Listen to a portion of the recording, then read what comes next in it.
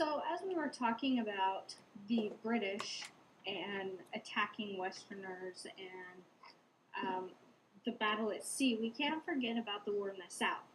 By 1778, the British had realized that obviously bringing the American colonies back would not be easy, and so they decided to concentrate very strictly in the South because of those loyalists. They knew that the war in the South would be a lot easier because many of the loyalists would not challenge the British taking over. So in 1778, General Henry Clinton, no, I don't know if he's related to Bill Clinton, sent 3,500 troops to Savannah, Georgia. And by 1780, early 1780, he decided to attack the port of Charleston. Charleston surrendered in May, and the British took in thousands of American prisoners. Now, this is the greatest American defeat in the war. Huge American defeat. Well, by August of 1780, General Cornwallis, as you can see right here, was left in command of the British forces. And he was to be challenged by American General Gates. The two armies met at Camden, South Carolina, in which Cornwallis wins. But the British faced severe guerrilla warfare, in which small forces would strike and then disappear.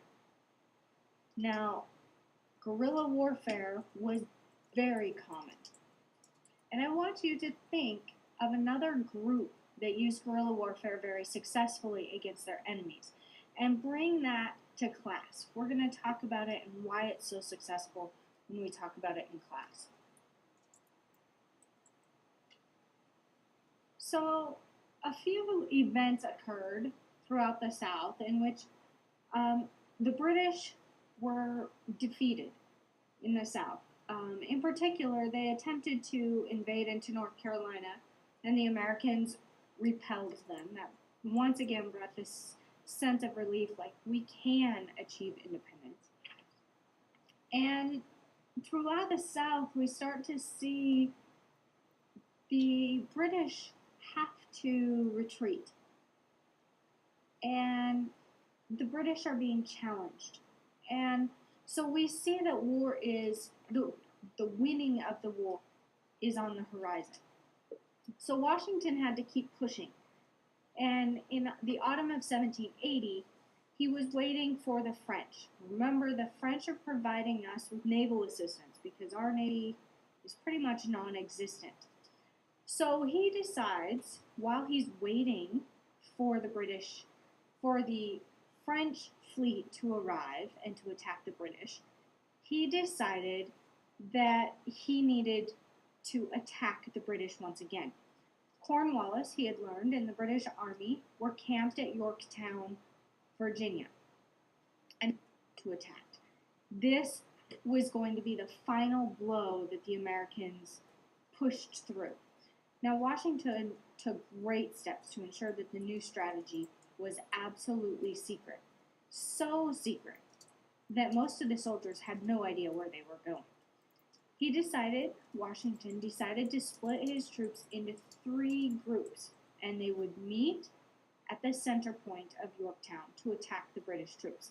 Now, we've talked about splitting troops into 3. Let's see if this plays out for the Americans.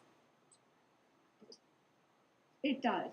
The plan worked perfectly. By the end of September 1781, 17,000 American and French troops had trapped Cornwallis, and they were bombing them, and British soldiers were dying and they were sick. Supplies are very limited, and Cornwallis was forced to surrender at the Battle of Yorktown.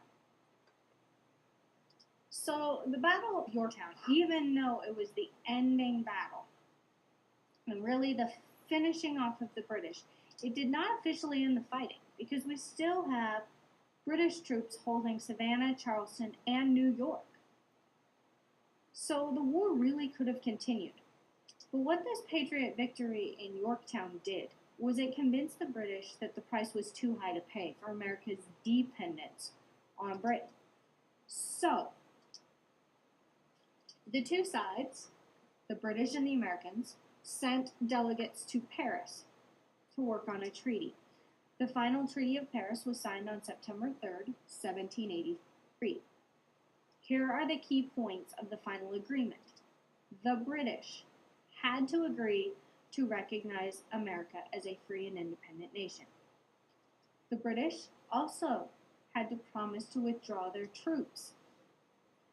The British were forced to give Americans the right to fish off the coast of Canada. I know fishing, when we're talking about the independence of the nation, doesn't seem like a big deal, but it is in respect that it's economics. The people, the Americans wanted the right to be able to fish and be able to sell those products across the globe. So that was a pretty big one as well.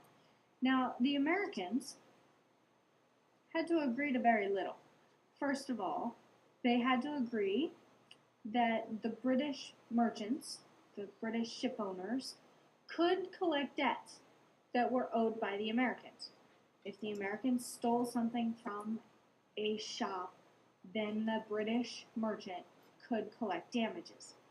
And Congress was also forced to recommend that all property taken from loyalists had to be returned, should be returned, but most of that was never returned. In all honesty, who's going to give land back to a loyalist? So the final thought that what I want you to get out of this whole presentation is, why did the Americans win?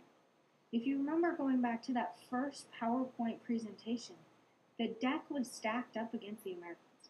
So I want you to take a few minutes and jot down on a sheet of paper why you think the Americans won. We're going to have a discussion about this in class.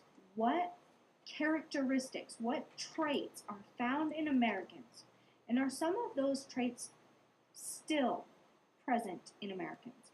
This is going to be somewhat the focus of your test for this unit. What traits and what characteristics do Americans have that allowed them to beat the British? And which of those do we still have today?